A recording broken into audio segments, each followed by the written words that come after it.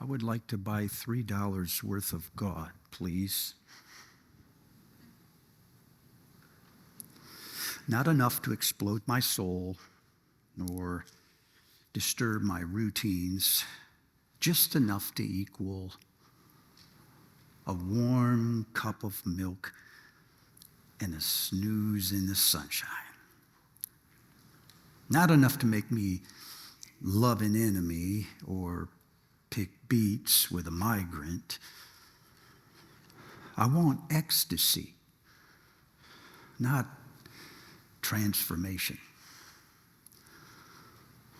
I want a taste of heaven, not some yoke of obedience.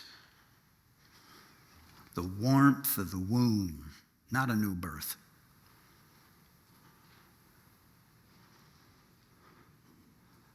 I want a pound of the eternal in a paper sack. I would like to buy $3 worth of God, please. When Wilbur Reese wrote that more than 40 years ago, he was worried about a creeping sickness coming into the church that he considered shallow Christianity. Bonhoeffer worried about the same thing 90 years ago when he wrote of cheap grace. Does that name ring a bell? Hannah More, a contemporary of John Wesley, said the same thing more than 200 years ago when she wrote about sporadic spirituality that easily confesses sin but never has the power to resist it. Yes? And the trouble with this kind of religion that Wilbur Reese wrote about is not in what he's asking for, it's what he can't ask for because he doesn't even see it. If he reads it, he doesn't get it. If he hears it in a sermon, he'll nod, but he doesn't understand it. So it's not what he's asking for, it's what he can't ask for, it's what he's leaving on the table. It reminds me of the story Brennan Manning told of a boy that dies in abject poverty, appears before God in heaven. And God asks the boy, wanting to make up for years of poverty, ask for anything and I will give it to you. The boy says, anything? I want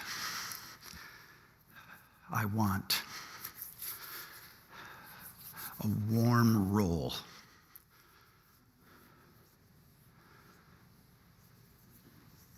with butter.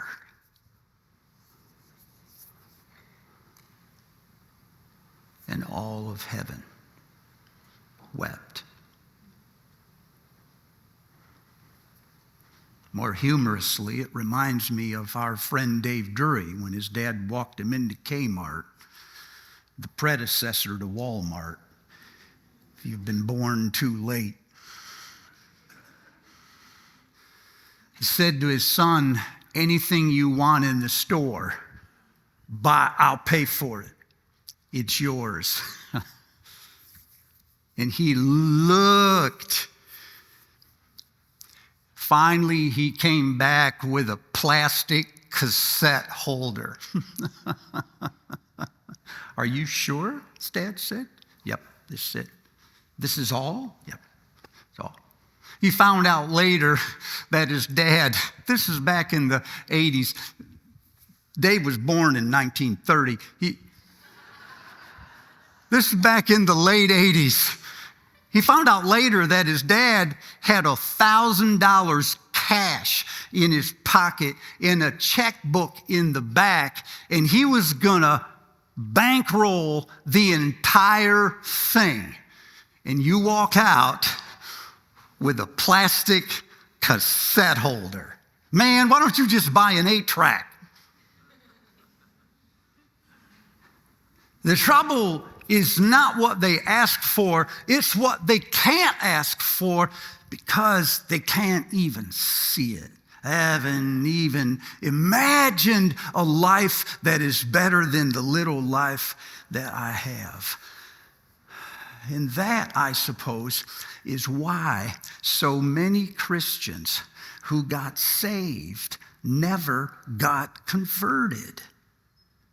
Because for them, the road to conversion is always giving up something rather than receiving something bigger. Yes? It sounds like Peter who says to Jesus, "We have given up everything to follow you." Jesus says, "Given up? Traded in. You traded it in for an upgrade. And you're so focused on what you had to give up, you cannot even see what you've gotten in return." And that is why I think Christians who got saved don't get converted, because we can't even imagine a life better than the little one we have. Well, the cure for that, I think, is found in the book of Exodus. Can I remind you quickly, I mean very quickly, what we said last week, because we have to move on. Is that all right? Last week we discovered that the Pharaoh is not only a man, he's a metaphor. He's a machine, a system. As a man, he is a person with enormous power and wealth and influence. And he has pulled the wealth and power from the public toward himself. So he becomes even more powerful and more wealthy. And therein lies the system. The system is a set of beliefs, assumptions, values, ways, rituals, superstitions. They all come together in a complex web that empowers the man. Systems create pharaohs. And pharaohs reinforce systems. Are you there? You're quiet. Are you thinking or bored? That was the first thing. Once we understand that, it changes the way you read Exodus. Exodus is no longer about a guy Christians love to hate, Pharaoh, and then once he's dead, God's people are free. No, not the thing at all. Even after Pharaoh is dead, Pharaoh's systems continue to live on after him, which is why on the other side of the Red Sea, let me say that in slow motion, on the other side of the Red Sea, the children of Israel are complaining about their conditions and saying, "Oh man, why don't we just go back into systems?" You hear it? Why don't we just go back to Egypt? We were eating all we wanted back there. They're beholden to the system. It's got hold of them so that even though they're free, they still think like slaves. And this is why Israel, the people of God, built a golden calf years after they've been released, because they're still captive to the Egyptian way of life. So the Exodus is not simply God delivering his people out of slavery. That's only chapters 13 and 14. The book itself is 40 chapters. So the Exodus itself, the getting out, is only 5% of the entire book. It's much larger than this. It's about God destroying one culture and inventing another one. It's about God taking down a powerful man and then lifting him up as king of all creation. That's what Exodus is really about. It's not just about getting people out. You there? All right.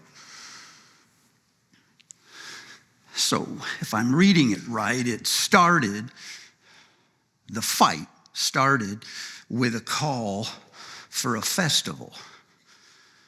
After God called Moses, Moses went in to see the Pharaoh. He went into the heart of the system. And in chapter 5, verse 1, he says to the Pharaoh, this is what Yahweh, the God of Israel, says. Let my people go so that they may celebrate me in a festival in the desert.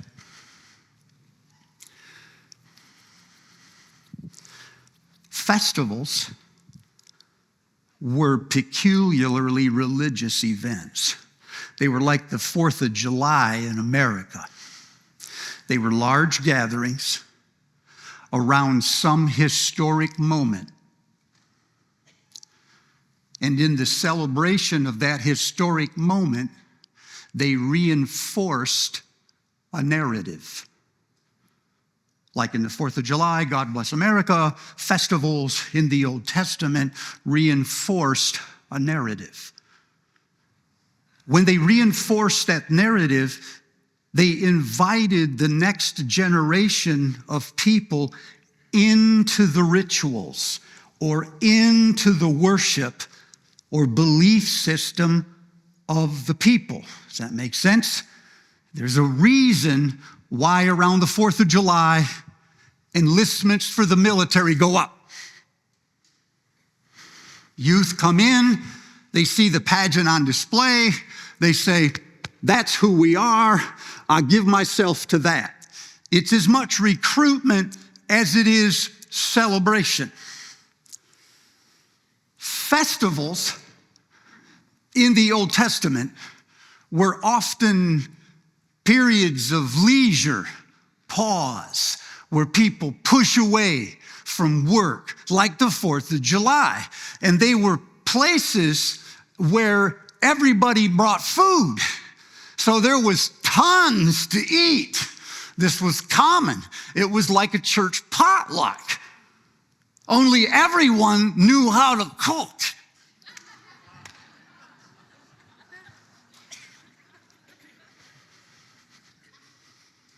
I'm just saying.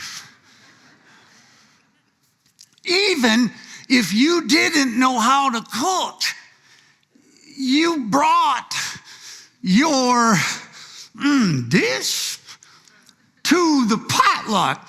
And when you put it together with all the other dishes, everybody had enough. When my first church, I was not married for the first little while, we'd have a potluck. I can barely make ice. And so on the way to the church, I would stop and I would get these day-old rolls because I was poorer than church mice. And I would bring these rolls to the potluck, and those gracious older ladies would just say, oh, this is so beautiful. I was laughing about it. And they would put it together with all of their casseroles, and everybody ate. So it didn't matter whether you had a lot of food or you had only a little bit of food, whether you could cook or not cook. You were part of something bigger than you, and it's like the whole economy was just flattened. Everybody had plenty and nobody was out. That was a festival. In festivals, there were rituals, formal ceremonies where priests or magistrates or whoever was in charge of the village would stand and sometimes read language that helped the public put words to their beliefs. He reinforced them. Often in festivals, there was a moment of sacrifice, either money or blood. It was given over. It was placed on an altar, and every religion had one. Because altars were thin places between heaven and earth, where humanity and divinity met. And you would place your offering to the gods on an altar. Festivals. Let my people go into the desert so they will hold a festival to me, said Yahweh. Pharaoh knows full well what this means. When he hears the word Yahweh, the God of Israel, Pharaoh already believes he is the God of Israel. And so he says, who is Yahweh, that I should obey him? I do not know this Yahweh, and I will not let these people go. And then he doubles down. He says to Moses, now you people are lazy, and that's why you keep wanting a festival. You get out of here and get back to work and get my people back to work in the brickyards. And then the Pharaoh doubles down. He says to the slave drivers, I want you to withdraw the straw that they are using to make the bricks. He says, let them gather their own straw, only don't reduce the quota. Then they will be so focused on their work, they will not have time to think about one of these festivals. And that's exactly what they do. They withdraw the straw, they keep the quota the same, and the slave drivers start oppressing the slaves, and the slaves come to Moses and say, you did this to us. We were fine in the system.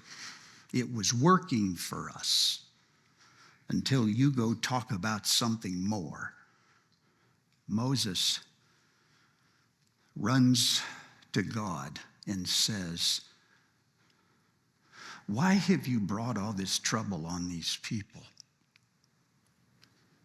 Is this why you called me? Is this what you want? Ever since I went to Pharaoh, like you said,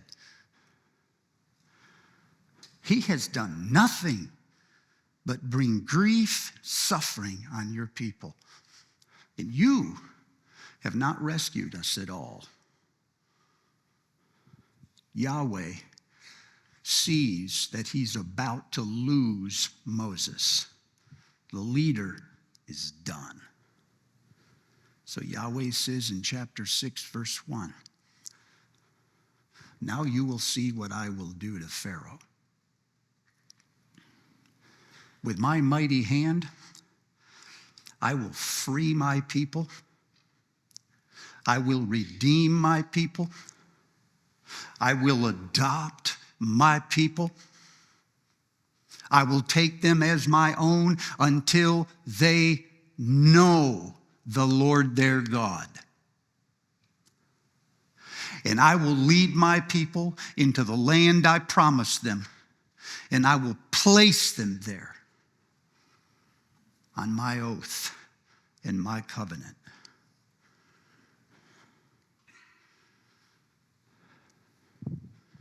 Then Yahweh unleashes terror on the Egyptians in a series of plagues. Are you familiar with these? There's 9 plus 1, and they appear to come in threes. The first 3 annoy people. The second 3 start to shake the foundations of the Pharaoh's system. And by the end of the third three, number 7, 8, and 9, the entire economy is in collapse.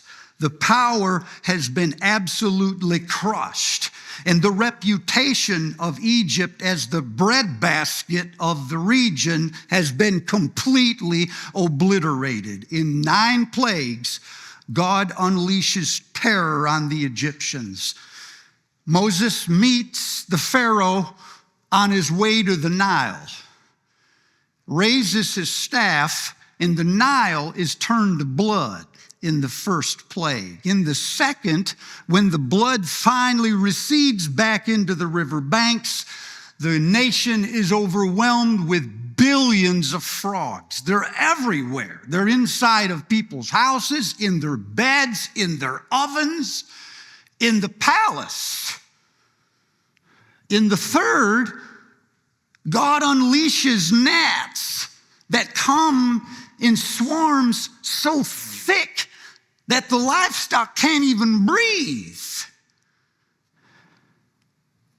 In a series of plagues, by the third plague alone, Pharaoh's priests are already saying to him, this is unusual, this is the finger of God. And by the 7th plague, they're already saying, let these people go. If he said it's going to happen, it's going to happen. And now even Pharaoh's priests are hiding their cattle from the hail so they don't get hammered like everybody else's. And by the 8th plague, the priests come to their own ruler, Pharaoh, and say, look, the game is up. Egypt is destroyed. When are you going to let these people go? Pharaoh doubles down until God sends the 9th plague, darkness over the sun, which was one of Egypt's gods. One by one, Yahweh has attacked not just the natural forces. He has assaulted the very religious underpinnings of the empire. Yahweh has unleashed heaven on the gods. Pharaoh, beside himself, summons Moses to come into his presence. And no sooner does Moses appear when Pharaoh starts like this. Get out of my sight. Excuse me, this was your meeting. He says, get out of my sight. Never appear before me again. Next time you appear before me will be your last day on earth. You will die. Moses says, as you wish, sir. I will never appear before you again. And he does not. But 2 weeks later, 600,000 Israelites are lined up in columns.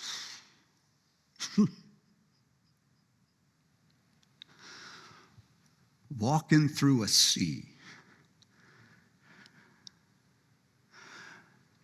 where God has made a road. Ain't that a story?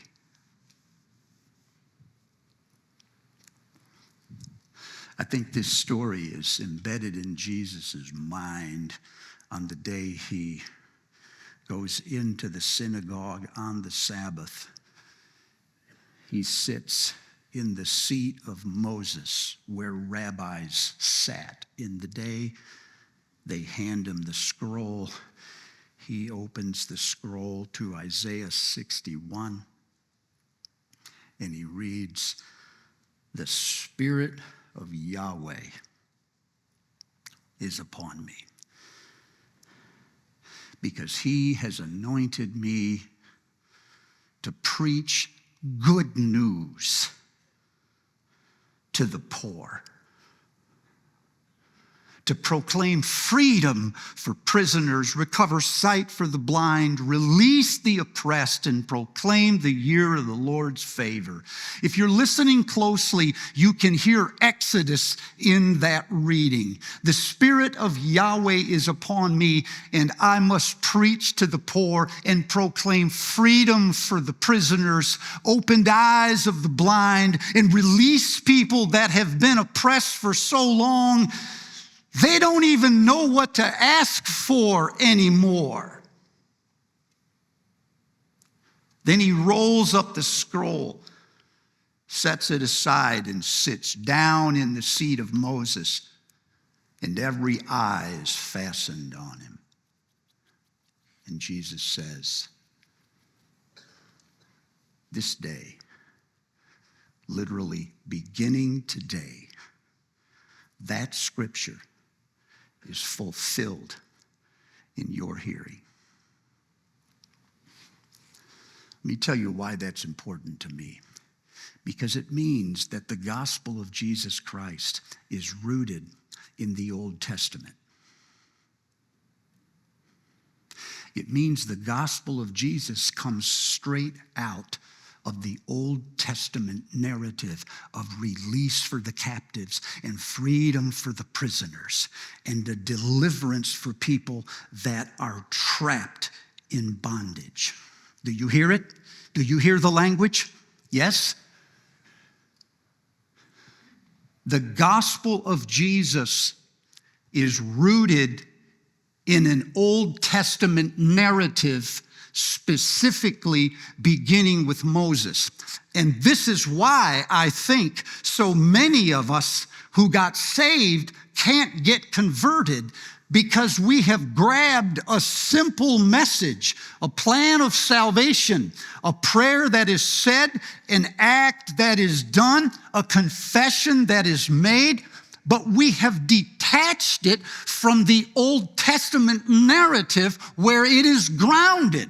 And because we've detached it from that narrative, we don't see anything that happens before or after that prayer. Are you tracking? Or is this just me getting lathered up? How many people have come into Christianity on the basis of a simple transaction where a confession of sin is made, forgiveness is given, and from that day on, their life just flattens out. It never moves forward again. This is because we have not called them into a story like the Exodus. That narrative has three movements. Relax, these are not the points. I'm not going to unpack all this. You're like, oh my goodness. Three simple movements. The first one is bondage. The second one is deliverance. And the third one is reunion. In bondage, the people of God, not the world, the people of God are trapped. But the bondage in Exodus is not only the things that people are into, it's the things that have gotten into them. The entire belief system of Pharaoh has gotten into the people of God. They have been immersed in Egypt so long, they think like Egypt even when they're free. And so the deliverance must be as radical as the bondage is severe. If the bondage gets all the way into our being, our way of living, our defaults and superstitions, then the deliverance must completely rid us of all of that, or we are not finally free. This is why people who pray to be converted keep referring back to things they did when they were in bondage. Because the prayer is not first, and the prayer is not magic.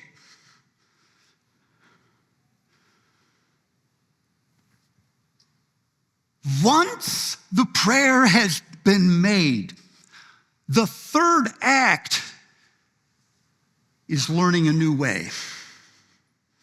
It's learning a new way. Go back and read the 10 Commandments again. I won't ask you to recite them. I'll touch this in a couple of weeks. If you read the 10 Commandments again, they are in stark contrast to the ways of Egypt. They are not only a replica of God's character, they are a countercultural life that God is calling us into. And so my burden, my passion this morning is that there are so many who are still bondage, and yet Jesus has set us free. It's like we've accepted Christ, and then we've gone back to the brickyard, and we live as slaves. And he wants to set us free. The purpose is not forgiveness. The purpose is a festival. We have been called to a celebration of life in God's presence and into a God who dwells with us.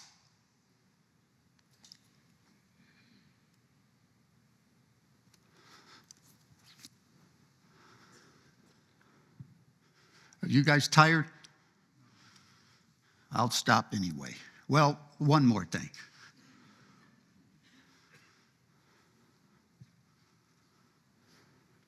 The way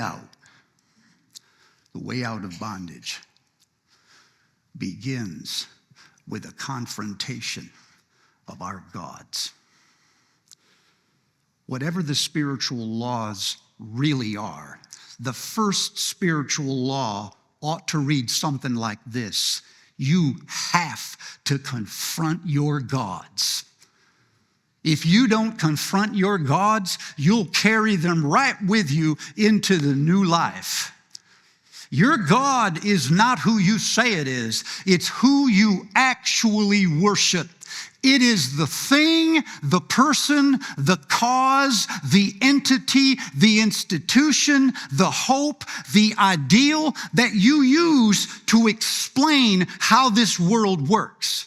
It is the thing or the person you turn to when you are in trouble, because he will free us. It's the thing, the entity, the hope that you use to explain why everything has gone wrong. It is the thing that you sacrifice most of your time and most of your money to afford. Now we're getting personal. Every book I read on idols tries to tell us what our idols are. And I think that's in generally a bad idea. I've done it myself. I've told you that the gods of America in the last 3 or 4 years have been A, the government, B, the military, C, science or technology, D, freedom, E, education, you name it. These are things that the Americans have turned to again and again as something to be trusted in a time of crisis.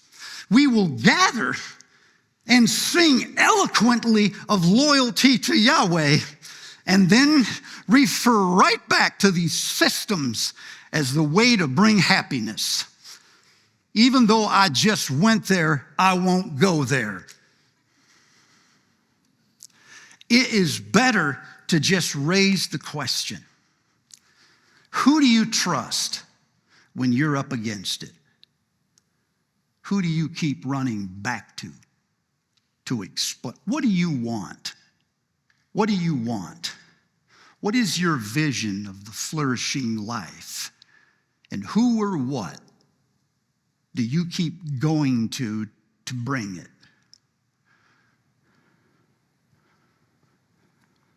What are the cardinal sins? How do you decide who's in and who's out? Who's with it and who's lost? What system?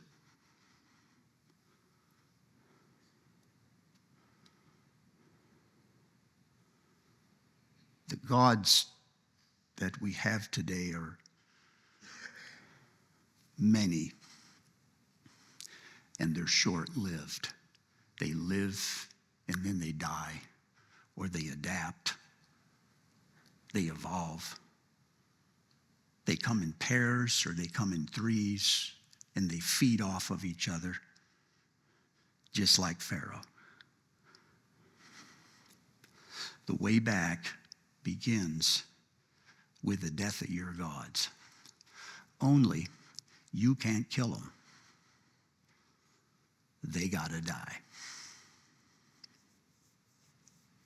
You can confront them.